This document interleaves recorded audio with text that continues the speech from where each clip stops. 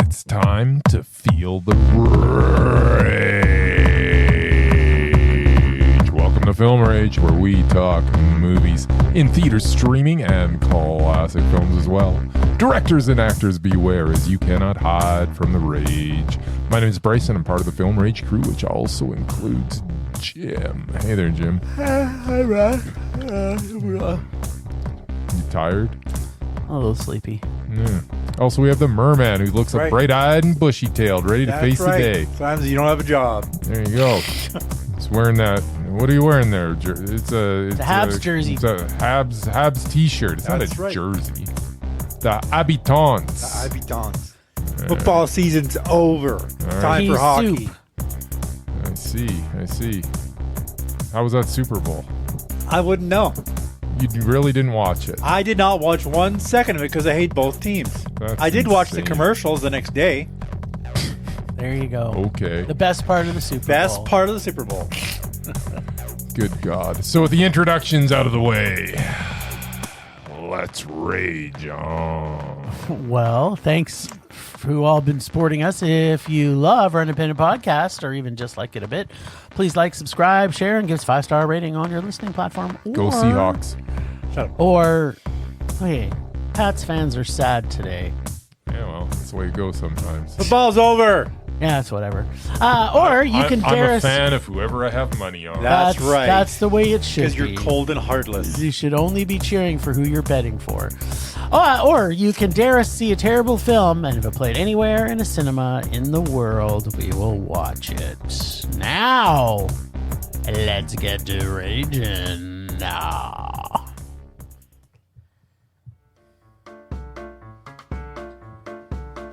What amazing moment? Predict. What amazing moment? Predict. Will he predict the rage or will he predict the Mondo? mondo? Will he tell us all what Jim and Bryce are about Movies. movies? Better watch out, kids, cause here he comes. He's coming swimming to you. And you. Swim, Murray, swim, Murray. Swim, Murray, swim. Swim, Murray, swim, Murray. Swim, Murray, swim. Swim all the way to our hearts, our little rageful hearts. Wow. We have a scary week. Scary stuff, It's kids. very scary. Did we? Actually, 3 out of the 4 movies you saw were horror films. and actually, so, the fourth one was also scary for the For performer. other reasons? For the performer. I think that, I don't think we saw any horror movies. No, not a one? Okay, well, let's just see. First one was Dracula, a love story. It's just based on a classic novel. It is a horror Yeah. novel. I mean, what's Anyway, yeah, it's a another romance. retelling of the Bram Stoker story, which he gets a writing credit, even though I'm pretty sure he's dead.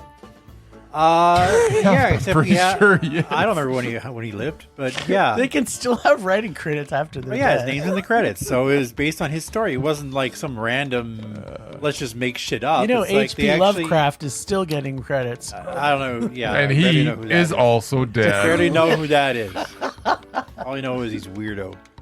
Anyway, yeah, Dracula with Caleb Landry Jones. Yes, Yes. the greatest actor. Who I on the still think planet. of as like a 20-year-old kid. Man, But this now guy's he's a he's 400-year-old He's a vampire. force. He's such a good actor. And Luc My Besson, God. who really does some good stuff.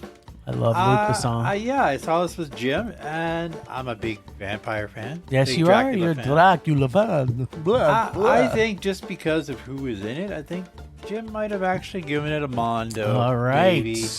And Bryce, lesser so, I think maybe a man. Then we have Whistle, which I actually wanted to see, and I attempted to see twice, but I have issues with my motor vehicle, so I couldn't make it to the screening that you guys went to. But yeah, it has Nick Frost in it. Nicky Baby. And Junior X-Men, Wolverine. Mm-hmm. It looked weird. Yeah, it might have been all right. I don't know. It was great, so double meh. Then we have Strangers, Chapter 3. Because the second one was so awesome, they had to finish it off strong. Yeah. Double rage. Okay. And I'd be shocked if Bryce doesn't fall asleep to that, because I think it was your last movie of the night. He did have a little bit of a nap. But Little bit of a nap? It wasn't a big nap. I don't think The so. last one, which I guess is not a horror, The Moment, which is the Spinal Tap version mockumentary with Charli XCX, who, as far as I know, had one hit. But it had a Skarsgård in it. I didn't even know she had one hit. She did I know have one she hit. did the She does have one soundtrack hit. for something recently that we watched. Though. Yeah. Yeah, she's got one hit. She's I've heard. talented. She's all right. But yeah, it had a Skarsgård in it. So double meh. The Skarsgård, by the way, was pretty amazing. He was always he was the amazing. most. He's the best he's ever been, I would say. Yeah. Yeah, he's pretty good most of the time. He's okay most of was- the time, He was very but good he was this very time. good this time. And there is one more, but I'll tell you about that later. It's not on my list. It's not on your list, so you I'm don't not- have to predict. I'm not it. predicting anything. There you go. I wanted to go to it, but Yeah, it's a long story. that's a tale for another. Like you have a job. Well, yeah. it's much more convoluted than that, and the tale is still going on. It snowballed into something horrible. Yeah, let's just leave it at that. All right, so Dracula love story. It's interesting that the real subtext of this film is a love story. Don't know as I've felt that as much as I have before in any other Dracula films, but then again, apparently, I don't remember much of the Dracula's lore I've seen before. As we're watching this, the Murray was kindly reminding Well, me it's a good thing because as- I know the story basically how it goes. So as there we was no watched surprises. this one. So I was like, what? Is that what happened in the first one? It's like, yeah, can't you remember the first? I'm like, no, I never remember Dracula movies. So Luc Besson's vision of Dracula feels like a bit of a twist than we're used to. Or at least a clear departure from the Draculas we've seen in the past. To me, this really felt like Drac's story, his love, his pathos, and the pain of losing his one and only true love. That emotional through line is very present and surprisingly effective through this whole movie. There are some subtle differences from previous versions that actually made this and made me actually like this story more. For example, the slave gargoyle children of the dead, traditionally female in past versions, and they're handled very differently here. We also get far more time inside Drac's head, which made his motivations completely clear to me. I never once questioned why he was doing what he was doing. We're also spared a lot of the usual vampire lore that other vampire / Dracula films seem to explain ad nauseum. Instead, the film leans heavily into Catholic imagery and overtones. Early on, we learn that Drac is punished by an evil god, one who doesn't fully appreciate everything Drac has done for him. You know, the killing of all the Muslims in his name. Like, come on. You'd think he'd be happy about that. You would think. Unless, they're all the same. Because, God. Muslims don't believe in God at all. Yeah, exactly. It's the war with religions is always funny. Honestly, I was on Team Drac the entire movie. I mean, he wasn't asking for much. I'll go and kill the enemies of God. All you have to do is keep my wife safe. That seems like a pretty reasonable ask, Yeah, I would say so. right? So, Yep. so he was completely justified in everything he was doing, in my opinion. I mean, he didn't seem that evil in this. Like, he was just kind of a guy who was really pissed off because And God took his love. deservingly so, he was pissed off. Right? This film has all the Luc Besson traits I've come to know and love. His dry, spattered sense of humor, his sense of whimsy, in the way he shoots ballroom scenes, and his ability to capture lush, colorful beauty while still delivering the darkness a Dracula film demands. Caleb Landry Jones does what he does best.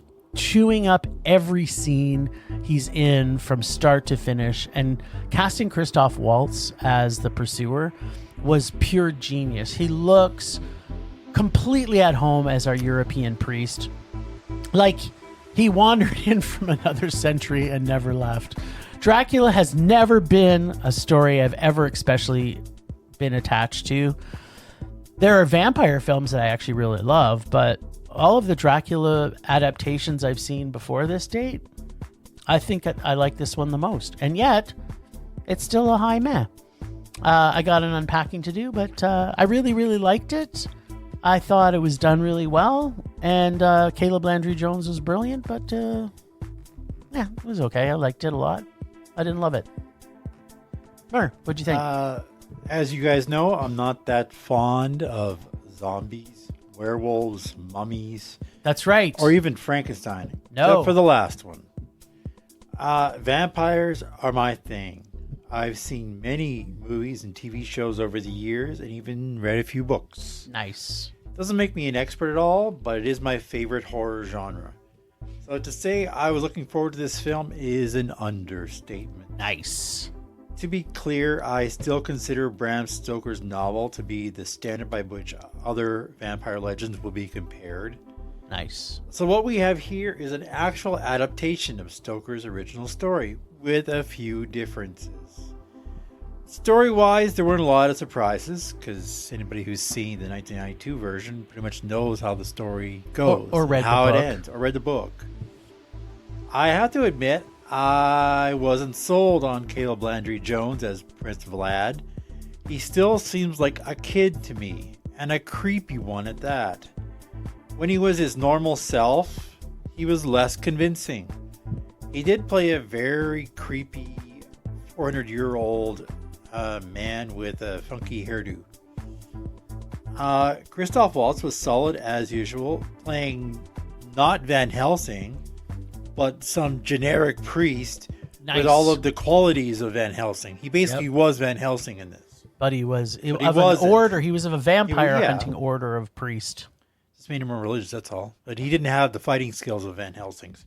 He didn't need him. He had his brain.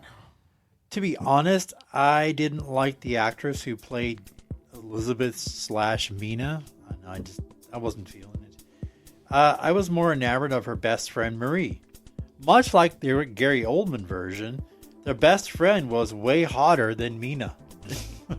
There you go. So what? But I digress. Just saying. What does that Is have they to should do maybe with the cast somebody a little Presbyterian better China? looking to be the love Well, of someone. Why? shouldn't they make the You hottest lo- person the Dracula? Beauty's in the eye of the beholder. You love who you love. Yeah. You Anyway. don't just love the most beautiful person. Dracula shouldn't love the most beautiful person. He should be in love with the most. He shouldn't spend dark 400 years person. going after an ugly one. Anyway, just saying. Oh my God, I don't Murray. think the film went dark enough. Then again, it was called a love story. It was a love story. To quote the 1992 movie, "True love never dies." To that end, both actors did a good job with the on-screen chemistry and romantic stuff. This is a horror movie after all, and people had to die. Apparently, I missed the bloodbath at the convent when I went to the bathroom. That was fun. However, for a vampire film, there wasn't nearly enough killing.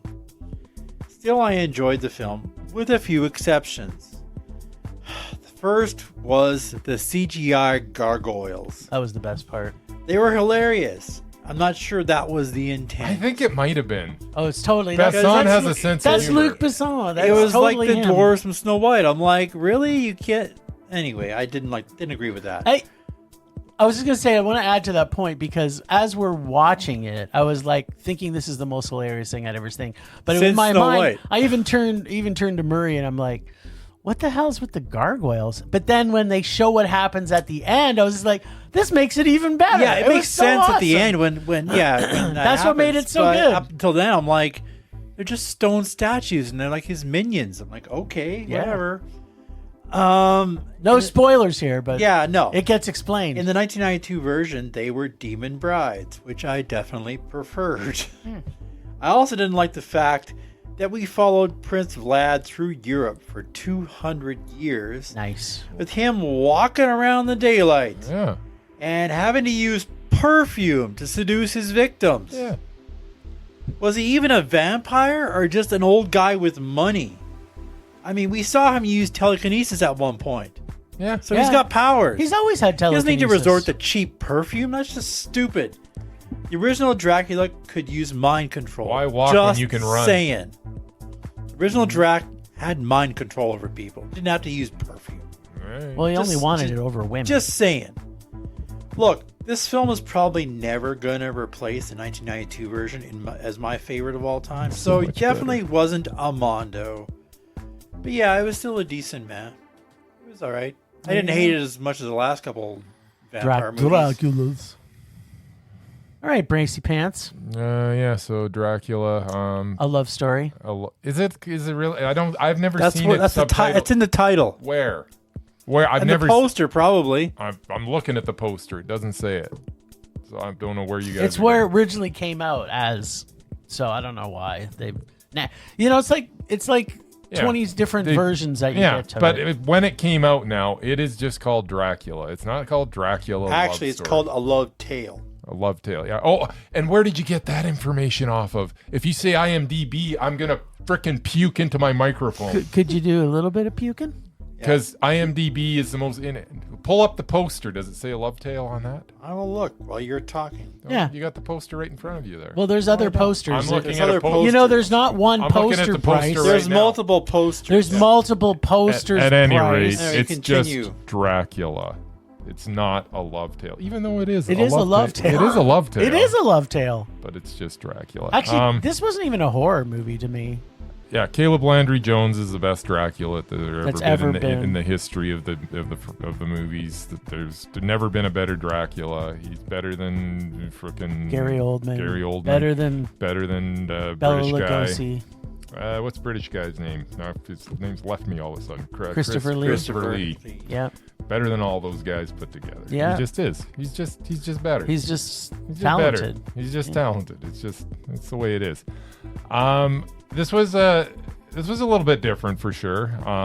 But all the differences I enjoyed, and I like the fact that they brought Christoph Waltz in, and the fact that that looks like that's freaking CG. You think it's fake? That's Photoshopped? fake. Whatever. You found one out of like 400 I found posters. multiple. Anyways, it's not called it's just called Dracula everywhere you look at it. But I like the fact that they brought Christoph Waltz in. I like the fact that they put sort of a spatterings of humor into this. Oh, whole, yeah, it's so injected. which works very, very well. I don't think I've laughed as much in a Dracula movie, but still Not even Dead and Loving It. yeah. No, I laughed way more in this than Dead and Loving It because I did not laugh in Dead and Loving It once. Yeah. So bring Christoph Waltz in is basically, yeah. I mean, let's face it, he was the comic relief in this, and this heavy story needed a comic relief. I liked all the little things that they added into it. You know, if you're gonna make a movie, at least do something different with Make it, it and they did. entertaining. And make it entertaining, and they did that as well. This Dracula movie kind of walks that line of taking itself super seriously and not really taking itself seriously at all, and it balances it very, very well. Having said that, it's still it's still Dracula, and it's Caleb Landry Jones almost had me fooled into giving this a Mondo, but at the end of the day, I'm just like looking at this movie and I'm like, I enjoyed it, but it's a little much. It's long. I don't know that I like the gargoyles as much as you did. I mean, they kind of made me laugh, like, and I honestly think that was the intention. There's It's no totally the intention. I'm not really sure or understand them. I don't know how this all came to be. It's kind of weird, but I guess it doesn't why matter. He stole. Okay, I'm not going to go that far. Yeah, why he used who he used to be gargoyles instead of just killing. Yeah, it draining people's blood just and makes making it them better. their. I mean, There was tons of vampires in this movie. He Yeah, could have used he- any of them for his It minions. just goes to show he's got other powers. Like Apparently. that's actually that was one of my things I was going to unpack in this. Is that sorry, you haven't even finished. Keep going. I'm pretty much finished. I mean, this is a meh. I enjoyed it a lot. I like the look of it for sure. And I do believe that Caleb Landry jumped. But that's the thing. I got the best performance that I've ever seen in a vampire movie or in a Dracula movie, and it's still meh. And also So, the best version of Dracula we've ever it's seen. absolutely the best version of Dracula we've ever seen, and it's still meh. And it wasn't a It's horror just- movie. It was a love story. It was a love story, but it wasn't called that. It's just called Dracula. A love tale. No, Subtext. no. That's right. Well, you got buttons to push. Only And then I wanna- only if you go to the most unreliable source on the planet, IMDb, which is just, I wish they'd just blow up that website because everything on it is poo-poo. It's all lies and misleading Garbage. I hate that frickin' website. It's the best. I never go to it anymore, ever, because it's just you get the most inaccurate. Anyways, I'm sorry. It was Yeah, tell us how you really feel. Yeah, the only unpacking I was going to have was that there is things in this that some of it follows some of the lore of Dracula and sometimes it doesn't. Like the sun thing, you know it's something's in it regarding the sun because even when they explain your favorite vampire, she puts up the parasol as she's walking around. They can't get direct sunlight. Yeah. They can walk around in the sun as long as it's not like shining in their face. They're Right. fine. Yeah, so that's why when he's in Versailles Yeah. boning a bunch of chicks Yeah. At Louis XIV's palace. at Louis XIV's palace, that's why he could walk around. The sun isn't coming directly on him. It's just like showing brightness. They And there's a explain few other that. things, like even with the garlic, because what's his They name? also said, it's garlic, whatever. Christoph Waltz is going like, I don't know if this garlic thing even Garlic, works. Like yeah. he doesn't He's even like, know. it's all garbage. The garlic thing's not a thing. And then the guy who pulls out the cross, like he didn't even believe. Yeah, He's it's like, whatever. Do It's you like- believe? And then like- he pulls out the cross and just like takes it, tosses it telekinesis it aside. into Yep. the fire. Yeah, Goodbye. that Oh, was we don't pretty need to worry about that. So, yeah, that was a fun movie. I liked it. Yeah. All right, well,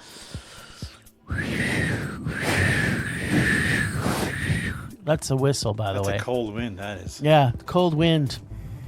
All right, so take the 2026 version of the Breakfast Club, mix it with Flatliners, add demonic Aztec death whistle, You're making this sound way better than it yeah, is. then layer in Nick Frost from Shaun of the Dead, and you've got whistle. There we go. Thanks, Bryce. We first opened 6 months earlier with a basketball game where it's apparent that the star player had blown the whistle before the game and then later gets mouth-fisted into spontaneous combustion in the shower, minus the nudity, of course. Yeah, he did get mouth-fisted, didn't he? That was kind of weird. There's a whole thing. The whole ghosties in this like to mouth fist. It's pretty sexual, actually. I mean, if I was going to ghost myself, I might do some fisting on myself as well. I'm not sure about you, but like if I'm coming back to kill myself. Anyway, then it iced Mr. Frost. And then at the Breakfast Club hot tub party, they blow the whistle again. Apparently, if the whistle is blown in a group of people, it doesn't act as fast as it does when one teacher blows it, which is basically immediately. After that, it works one at a time, kind of like Final Destination, but instead of accidents, it's ghost/death coming back to claim it. Sometimes there's jump scare ghosts, sometimes they're demon crackling creep crawlers, but they're always scary, always creepy, and always up to mischief. Most of the time, that mischief involves murdering people. Basically, the whistle summons death early for anyone who hears it. Look, this movie isn't great, but personally, The kills that happened in this were kind of fun. Some of the characters are actually likable, which is rare for this type of movie. It was very predictable. In fact, we literally predicted every single scene that happens except the extra credit scene. And also doesn't make a ton of sense when you think back to the initial deaths and I'm putting in heavy quotes, lore that's created. But they still find out about it through meeting someone who knows all about it. Or, as I like to call it, plot magic. Some plot magic that, for some reason, leaves out a very important piece of information so that we have to go back to see her later on her deathbed. And I'm not going to make any excuses for the fact that this is so predictable. It is actually bad. Like, I mean, real bad. But still, it was fun. It had a great couple of Nancy Drew lesbians, an awesome cousin who could survive but decides it's better to go out in a bloodbath, because he couldn't bear being a murderer. And we even get the shocker from the said lesbians. But it's not the kind of shocker that we were hoping for. I didn't completely hate this. It was better than most teenage ghost demon spell movie magic death movies with a whistle that I've seen in the past. And I had fun with the scene of our own private viewing experience. Half the fun of watching this movie was Bryce and I rolling our eyes through the entire movie. I screamed at the stupidity of the people. I screamed at the death scenes, and I laughed at the predictability of it. I think maybe because Bryce and I saw it together, but the experience was still meh, even if the movie wasn't. But I have a couple more things to say. So once again, we get another film where the only black character is also the only unlikable one, and the only one not portrayed with the same level of understanding or intelligence as all the white characters. Hollywood, can you please just stop doing this? This was Canada, man. Well, okay. Hollywood wannabe. But it had a British dude in it. Hollywood wannabe. It's a Canadian production. It's really, really subliminal racism. And originally I thought it was only in superhero films, but it's apparently in American/Canadian made horror films as well. I know. Always has been. Yeah. You know what? It's annoying as fuck because you're seeing more black characters now in movies. But you know what? There's like, you know what? Let's put more of them in there, but let's put subliminal racism through everything that we see. And, for that reason alone, this was going to be a low meh because of how much fun I had watching this horrible movie. But because of the overt racism in it, it's getting a rage. This movie made me angry after rethinking it. Yeah, you're in trouble when the best part of your movie is in your credits. It was the best part of the movie. Like literally that scene, I was like, wow, that was actually really good. But that's the only time I said that in this entire movie. This is the most predictable, mundane, seen it all before, kind of tired of it at this point. Why are we making this movie? Not original. It's the actors are doing the best they can, but there's no material here that's any good. I wasn't as enamored with the kills as you. I was just completely bored through this whole thing. And it's a miracle that I didn't fall asleep during this movie. Because I was bored to tears. Seen it before, don't want to see it again. Come up with something. I'm waiting for something in the movie to happen that I'm like, and then it did. Well, then in the credits there's a cool end credit scene that's but other than that, it's not good. It's just not a good movie. I wish it was, but it's not. It's a rage. The saddest part about it is that it is so predictable. Like it literally is. It's paint by numbers, man. Say, "Oh, this is going to happen. Oh, this is going to happen." I feel pretty much about every horror film. The good ones don't do that anymore. Well, the good ones will start with the formula, and then all of a sudden you think you know where it's going, and then it doesn't go there. because or even if there's like we've seen the, ones where the setup's what, going to be similar in every Yeah. every horror movie. There's going to be a similar setup depending on what genre you're in. It's where you go from there, and this went exactly where every other one went. I like the fisting. I'm not gonna lie. All right, Do you like your fisting? I do love fisting. there you go. I can't wait to hear what... Oh, I know what we saw. Strangers, how could you forget? Chapter 3. So, we pick up exactly where we left off in the last Strangers movie. Once again, we are saddled with the stupidest final girl to ever live. Truly historical levels of dumb. On top of that, we get space-time continuums that make absolutely no sense and feel like they were written on a napkin 5 minutes before shooting. We also get more backstory because apparently that was the missing ingredient.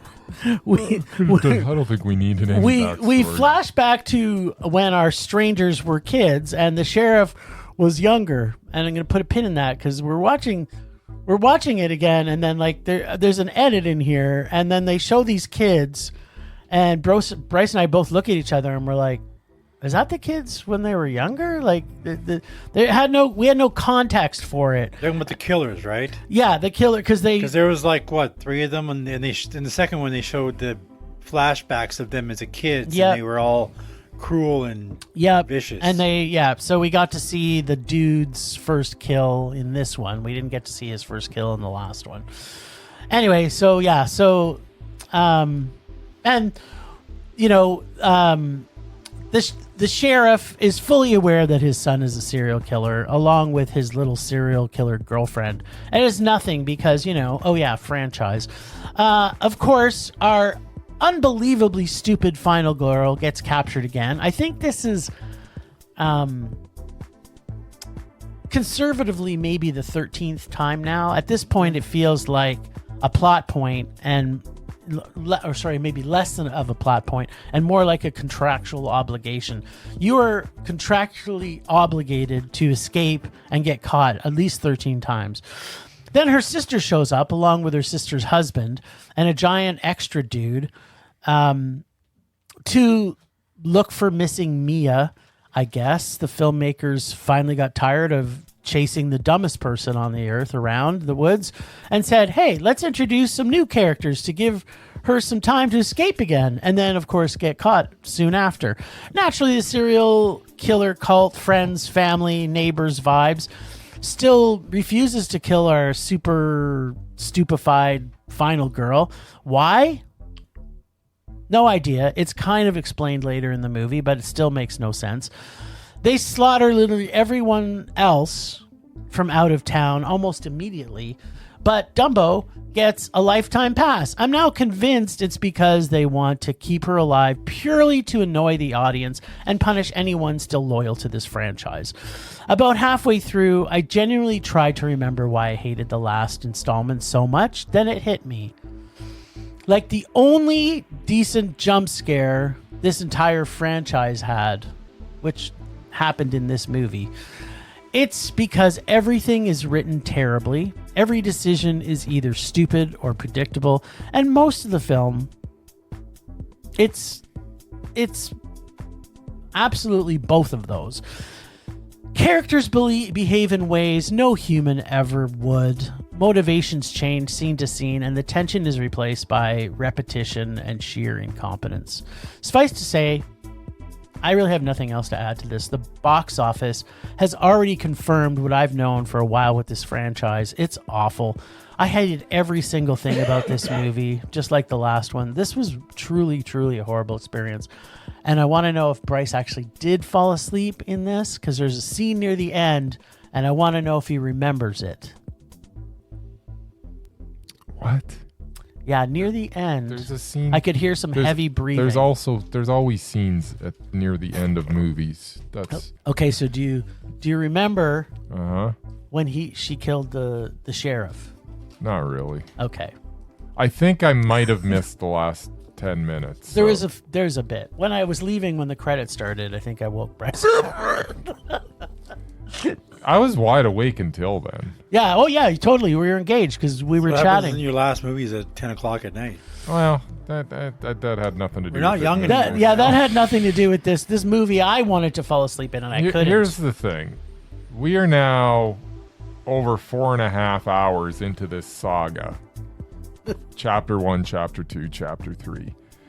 There's enough material in this for maybe an 80-minute movie.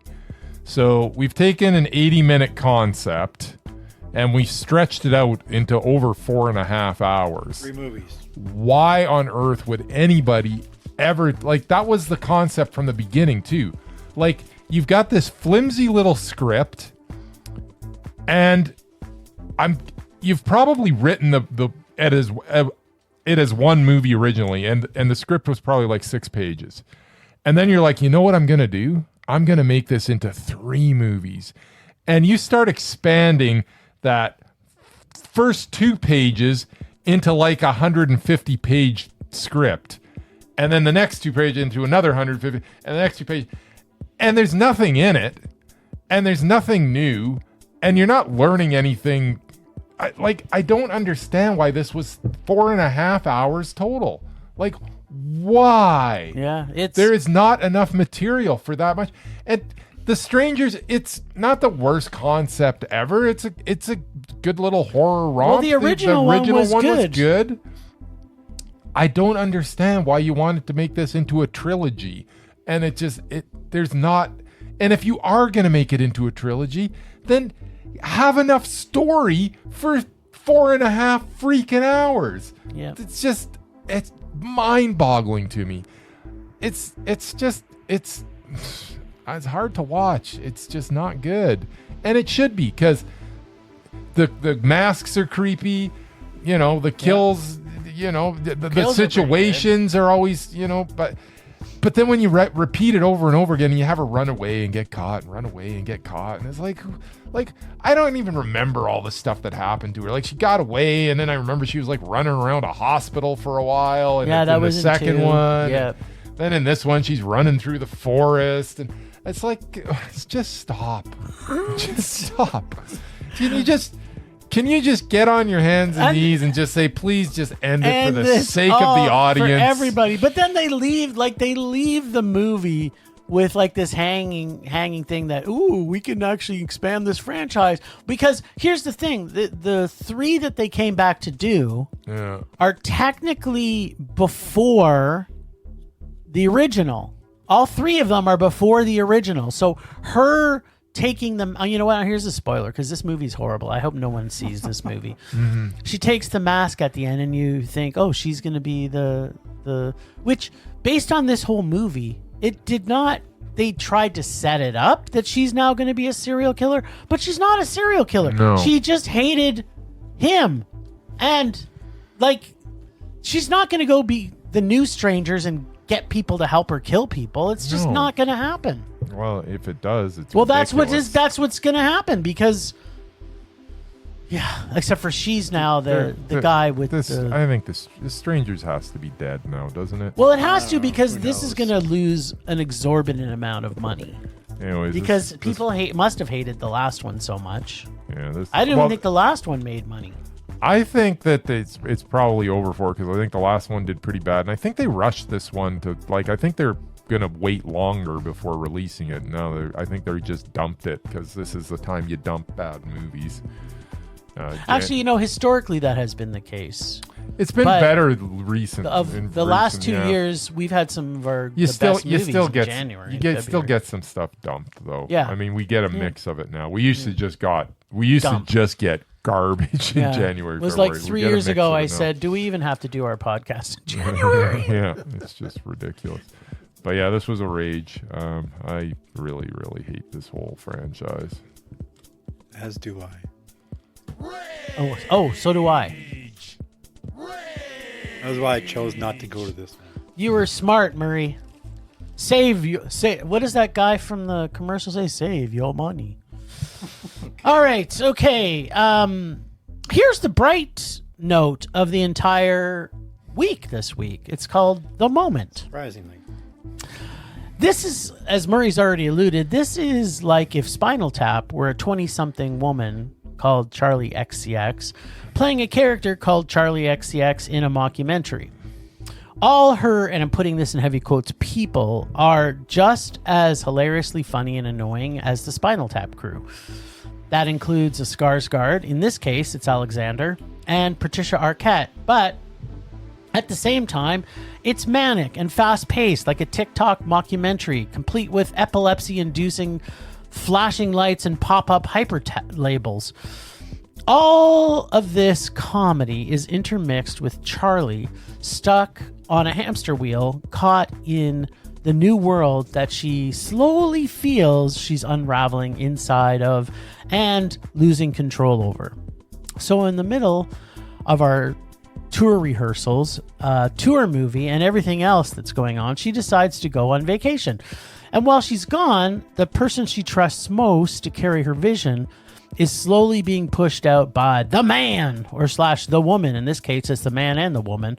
While this cornball director, played by Skarsgård, gains more and more control.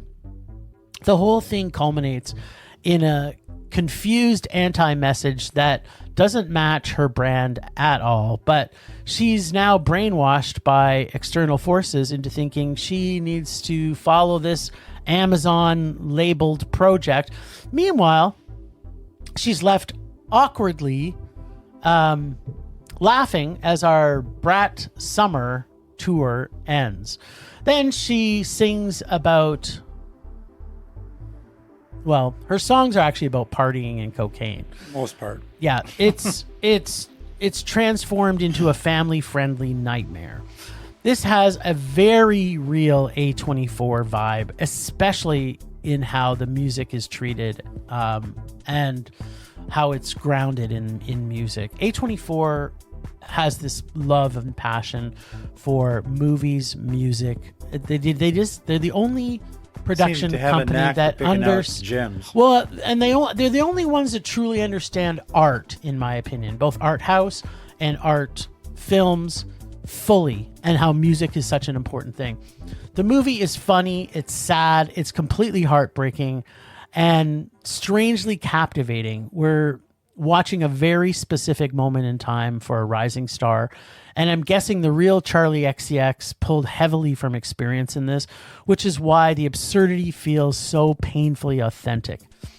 Only an A24 film or production could make a movie like that shows how big show business destroys both creativity as well as anything good about art, music, film, and musicians. I absolutely loved every single thing about this movie. It was totally Mondo for me.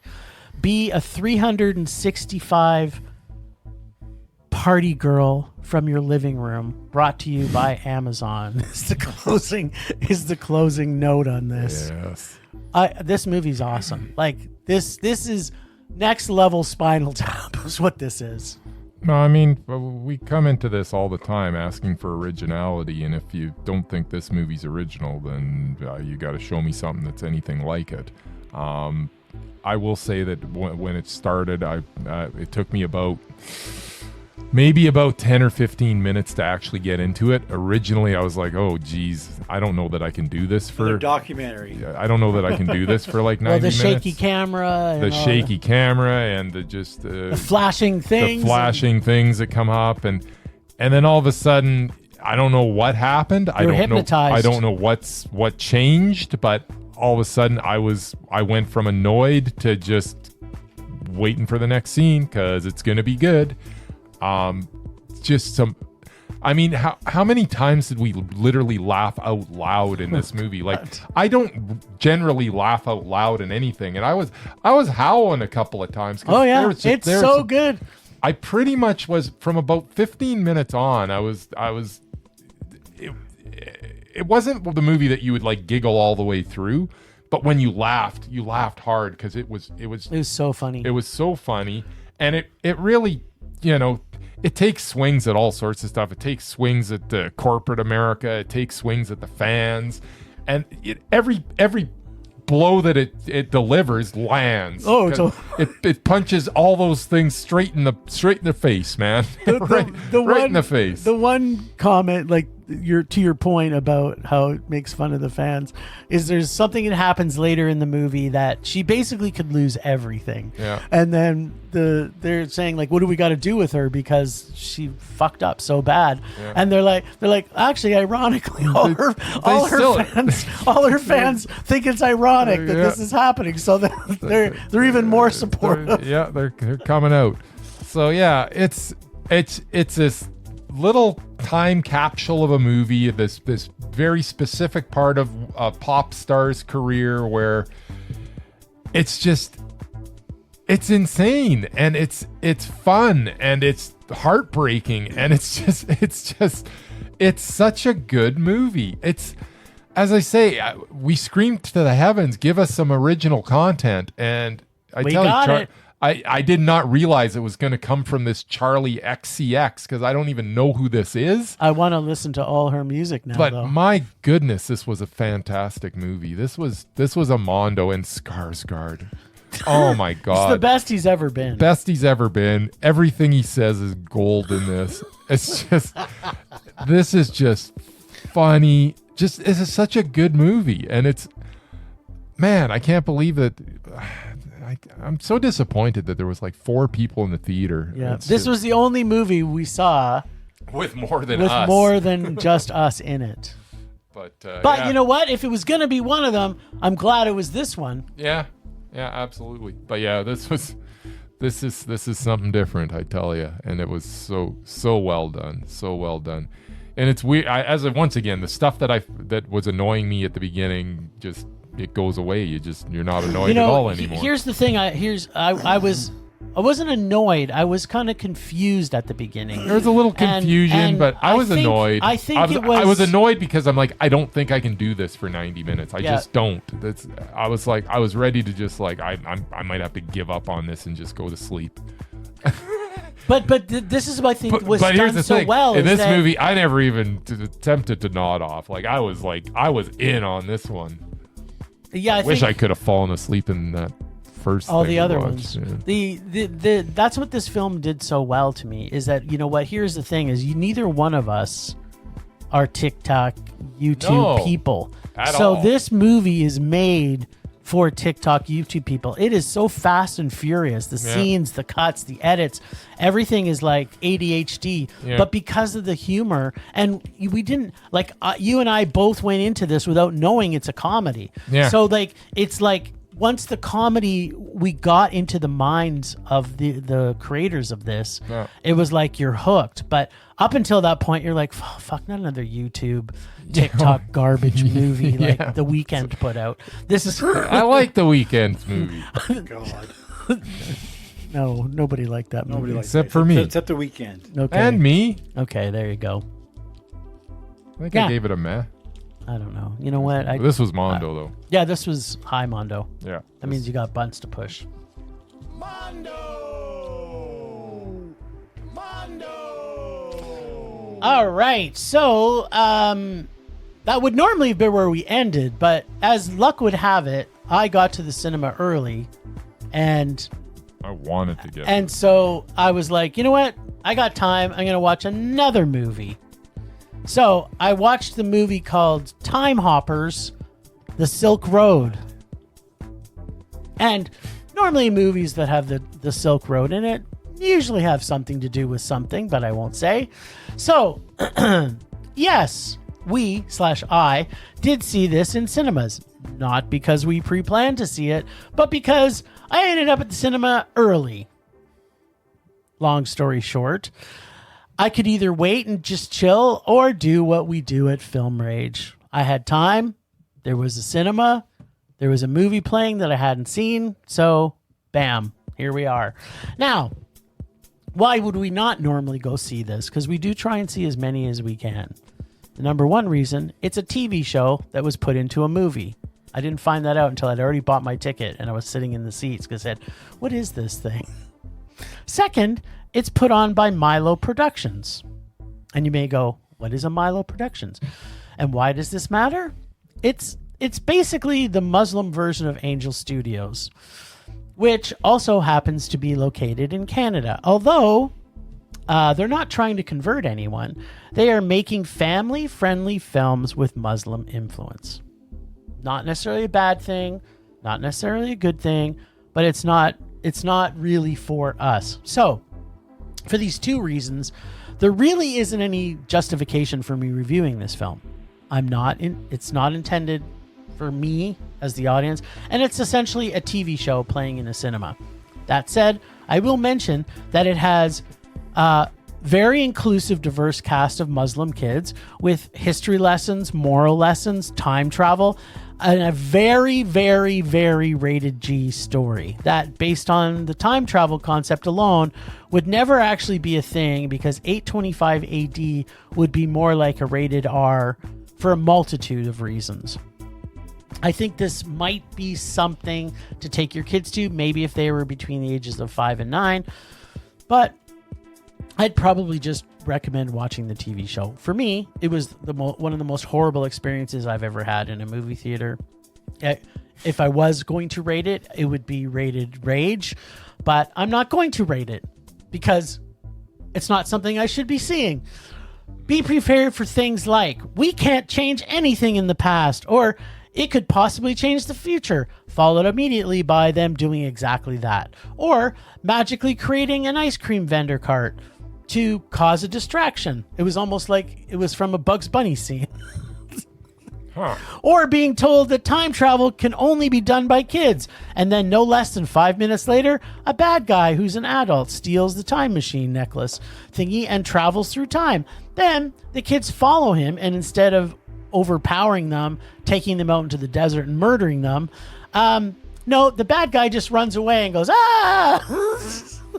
because 4 little toddlers are chasing after him. Plus a bunch of other random things that kids might enjoy, but adults will absolutely not enjoy this movie. This is one of those movies that only kids are going to like this. Insert eye roll here, by the way. Yeah. All right. I'm not rating this, but I'm highly suggesting people not see this in cinema. Cartoon. Yeah. Well, cartoons. I love cartoons. I do not. All right. All right. That's Film Rage at the movies this week.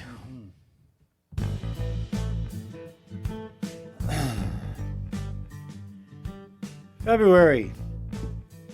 In addition to being a month seemingly devoted to Valentine's Day, Love, it exciting is and new. also Heart and Stroke Month, Oh yeah, it which is. I fully support for obvious reasons.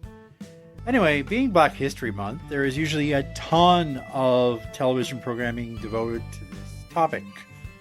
Over the weekend, PBS aired the film One Night in Miami, which I've never seen.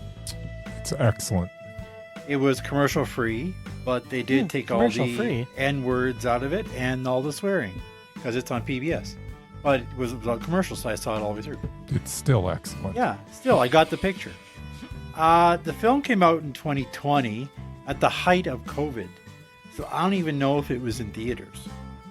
It did get a few Oscar nominations that year. I'm trying to think if I guess if we do. I know the director had to skip streamed it. the premiere of it because of COVID. So Right. I don't know if it even came in theaters. Yeah, probably not. Oh Anyway, no, we did see this in cinema. yeah, I don't know, we it might have been the we only did. ones. Yeah, we did. Anyway, directed by Regina King. Yeah. It tells the entirely Love Regina fictional King. story Me too. of 4 of the most prominent black celebrities and civil rights activists in the 60s. Malcolm X, Cassius Clay, aka Muhammad Ali, NFL's leading running back, Jim Brown, Yep. and Sam Cooke, I love Sam Cooke. one of the most popular doesn't? singers of that time. He's the best. It takes place during and after Clay's championship boxing match against Sonny Liston, where he wins his first heavyweight title. The 4 men meet after the fight at some seedy hotel in Miami to celebrate. Again, there's no proof this actually happened. But there is rumors around. There was rumors. I do know Cassius and Malcolm were good friends until Malcolm started speaking out against Elijah Muhammad and got kicked out of the Islam church. I also know Cassius and Sam Cooke were good friends, as I've seen in archive footage from the fight. Jim Brown, I'm more confused about. I'm sure he was around, but I don't remember hearing about him. The film stars Kingsley Ben-Adir as Malcolm X, Eli Gorey as Cassius Clay, Leslie Odom Jr. as Sam Cooke, and one of my favorite actors, Aldous Hodge, as Jim Brown. These four men drink, sing, and argue about their roles in 60s white America. An issue that is unfortunately still a problem in 2026. Talented black men performing for privileged white men. It's kind of the same old story. Now, as a poor old white guy, I had no right to comment on this issue. I'd leave that up to the viewer. What did I think about this film? I thought all the performances were great, especially from Ben-Adir and Eli Gorey. Of course, I loved Aldous Hodge, although I don't think he had the physical build to pull off Jim Brown. He's kind of a tall, skinny guy, and Jim Brown is a little husky. Odom Jr. was actually nominated twice for this role, one in the Best Song category. The scene where Brown visited an old neighbor, played by Beau Bridges, and his real daughter, told the true story of this film. He gets to sit on the porch, gets offered lemonade. The old man showers him with all kinds of compliments about his football career, but won't let him in the house because he's black.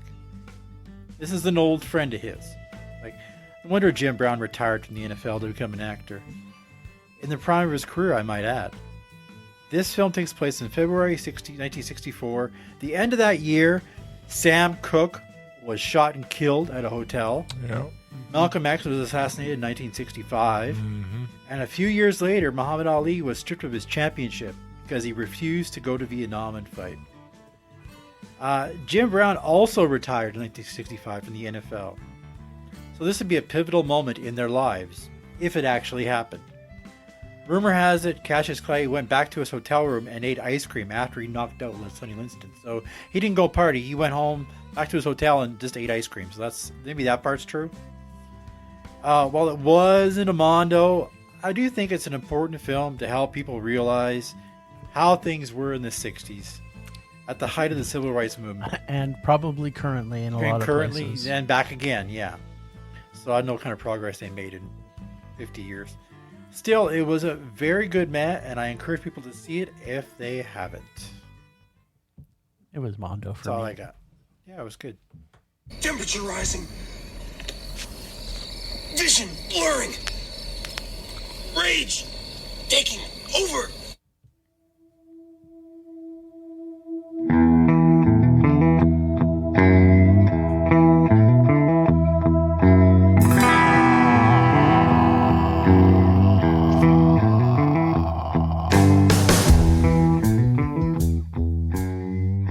Okay, my rage this week, I've already kind of said it. I'm just going to reiterate it again one more time. I am so tired of Hollywood/Canadian films that are put on by, I don't even know who, you know what, it doesn't matter. But there is a trend in film now to make black characters the bad person in film, and it really annoys me. Unless it's completely run by, you know, an entire black cast or directors, producers. It's like they're just slowly being put in, and subliminally we're supposed to think they're the bad person. So that's my rage this week. I just don't want it to happen anymore.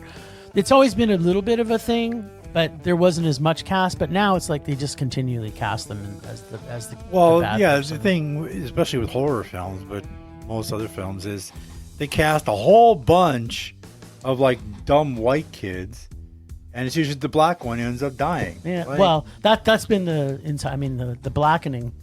Actually, the blackening was pretty funny. Had made mention of that, but no, this like, is just subliminal all the white racism. characters are idiots, and they seem to get along fine. Yeah.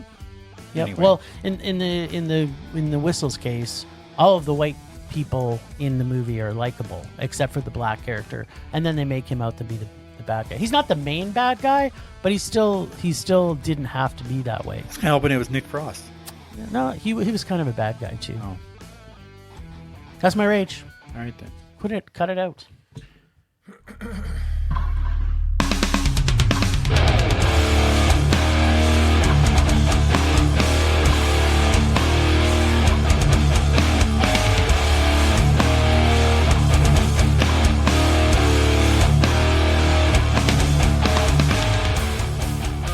right. My rage is, I've already touched upon it. My rage is over 4.5 hours of The Strangers. It was unnecessary. I have no idea why this was split into 3 parts.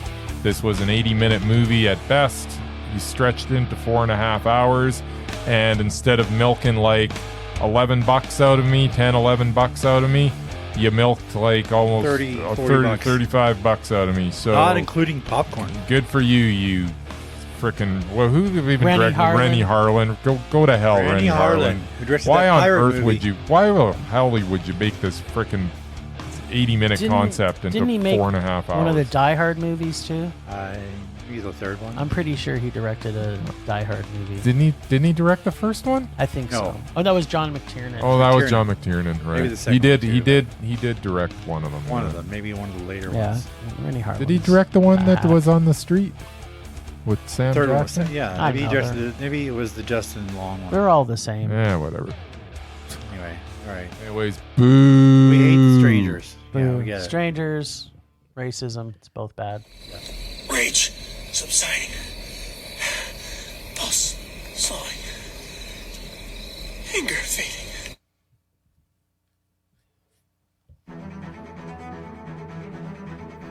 Last time on Rage or Dare, Bryce finally got to the Tyler Perry section of Jim's evil bag of, well, let's just call it an evil bag, when he pulled what I think is a Tyler Perry classic, Tyler Perry's Boo 2, a Madea Halloween. I mean, it's even got his name in the title. That has to make it a classic, right? This week, it's Jim's turn to Rage or Dare. What do you think, Ragers? Do you think Bryce will make it a Tyler Perry double feature? But this time, Jim has to endure it? Come on, Bryce. All right, let's check in with Bryce and see what he thinks of this offering, which I can only assume is the beginning of a very long and very unfortunate list of Tyler Perry movies that Bryce will be reaching into Jim's bag for. What's that say? Impersonate Madea. No, not happening. Not even gonna go there.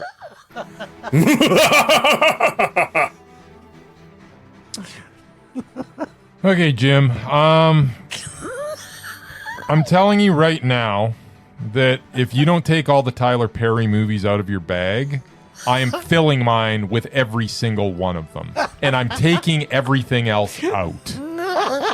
Because I think right now we have to agree that these movies were obviously not made for us. There is just nothing in here that is funny at all. It is an agonizing, it's poor filmmaking. And I'm sorry, that's what's happening. If I pull another Tyler Perry movie, your bag is getting filled, and I'm taking everything else out. You will have a steady diet of Tyler Perry. Now on to this movie. Well, wait, just so you know, if you did that to me, I would do the same thing. So it would just be a Tyler Perry Perry off. So let's not go there, is what I'm saying. I don't even know what's in my bag anymore. I made my bag 3 years ago. Yeah, your bag was made like last year. 2 weeks ago. I mean, this is just not. There's like so many offensive things in this movie too. I didn't realize Tyler Perry was So offensive. so offensive. It's just like the way that women are portrayed, the way that he's got a Halloween party and there's a bunch of people dressed up as Native Americans in inappropriate ways. The way that it's just like there's so much in this that's just cringeworthy, and we haven't even got to the fact that none of the jokes land. The acting is terrible. I started watching it, and I'm trying to follow what they're saying, but with this ridiculous Madea accent he's got, I can't really understand. So I finally had to put the subtitles on so I could at least know what they're saying. And as soon as I found out what they were saying, I was like, oh my God, like, why are you saying that? And it's nothing is funny. I don't get it. I just don't get it. So yeah. And here's the worst part, Jim. Oh, what's that? Because I had to start this and start it, and then like I think 4 times I had to start it from the start. Now Amazon Prime thinks I'm the biggest Tyler Perry fan on the face of the earth. And when you go to my home screen, all it's recommending is 900 Tyler Perry movies. Madea goes to camp, and Madea has an Alaskan cruise, and Madea and her family go to the zoo, and it's all Madea. And it's like, no. So now I don't know how long that's going to take to go away. We'll watch a bunch of other movies. But yeah, I'm not going into this movie because I could sit here and talk about it for it's so stupid. And the payoff, it's like, oh my God, there's a twist at the end, and it's the dumbest thing that you've ever seen in your life, and it makes no sense. And it's just awful. Like, he's not I've seen him actually act in somebody else's movie, and he wasn't that horrible, but in his own. And he's super hot. Let's face it. He's pretty cut. What are you talking about? He's in really good shape. Is he? I don't think he was in these. Well, he was wearing a fat suit, probably. No, when he's himself, because he doesn't just play Madea. It's like he plays like 400 different roles in this. Yeah. Anyways, this was a rage. There's no sense in talking it, but seriously, I think we should get rid of the Tyler Perry stuff. It's not productive in any way. It's going to be the same review for everyone, and maybe it's entertaining once, but it's going to get pretty boring really quick. It was pretty entertaining for me. Yeah, that's fantastic. So I just kind of have done a quick review of my bag. Yeah. That's the only Tyler Perry movie that I put in there. Fair enough. All right. So that's it. So it was a good choice then. Yeah. Oh, it was wonderful. I finally finished it this morning, by the way, because I was like, I still haven't seen the end of this damn thing. So then I watched the end. Oh, and then once you get to the end, you get the twist where it's like, that's what I was doing, and blah. So I got you guys. It's like, oh my God, really? And then we got a gag reel, a la Cannonball Run, or So we got a Tyler Perry gag reel, and oh man, was that funny? Boy, does that bring the funny! If you thought you laughed during the movie, just wait for the gag reel. The whole movie's a gag reel. It is not a good movie. But gag me with a spoon, like as in Valley Girl. Yeah, totally. Anyways, bad movie, rage. Nice. You know what? See, unlike you, I don't get stuck on one thing. I just went and said, you know what? We haven't put in the bag yet is a Tyler Perry movie. Well, and that's what you got stuck on. I get to watch, I feel like I've watched this, but Blonde Ambition. Sounds like... Isn't that Legally Blonde twice?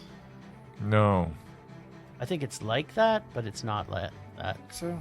I remember seeing this in cinemas. That was what they called Legally Blonde. It's Jessica Simpson. In 2007. Oh, yes. Jessica Simpson, the great actress Jessica Simpson. She's also a great singer, from what I understand. Was a great singer. I think she sings country music now, doesn't she? Maybe. It's got Luke Wilson in it.